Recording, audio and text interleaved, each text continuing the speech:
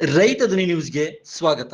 ಭಾಸ್ಕರ್ ಪ್ರಸಾದ್ ಮತ್ತು ಅವರ ಅನುಯಾಯಿಗಳು ನೇತೃತ್ವದ ಕ್ರಾಂತಿಕಾರಿ ಪಾದಯಾತ್ರೆಯು ಸವಣೂರು ನಗರಕ್ಕೆ ಬಂದು ಸವಣೂರಿನ ಡಾಕ್ಟರ್ ಬಾಬಾ ಸಾಹೇಬ್ ಅಂಬೇಡ್ಕರ್ ನಗರದ ಶ್ರೀ ಸಾರಿ ದುರ್ಗಮ್ಮ ದೇವಿ ದೇವಸ್ಥಾನದಿಂದ ಪಾದಯಾತ್ರೆ ಮೂಲಕ ಡಾಕ್ಟರ್ ಬಾಬಾ ಸಾಹೇಬ್ ಅಂಬೇಡ್ಕರ್ ನಗರಕ್ಕೆ ಬಂದು ಒಳ ಮೀಸಲಾತಿ ಜನಜಾಗೃತಿ ಮಾಡಿದರು. ಈ ಸಂದರ್ಭದಲ್ಲಿ ಅಂಬೇಡ್ಕರ್ ನಗರದ ಗುರು ಹಿರಿಯರು ಹಾಗೂ ಸವಣೂರು ತಾಲೂಕಿನ ಆದಿಜಾಂಬವ ನೌಕರ ಸಂಘದ ಎಲ್ಲಾ ಪದಾಧಿಕಾರಿಗಳು ಹಾಗೂ ಸರ್ವ ಸದಸ್ಯರು ಹಾಜರಿದ್ದರು. ಕಾರ್ಯಕ್ರಮವನ್ನು ಯಶಸ್ವಿಯಾಗಿ ಮುಗಿಸಿದರು.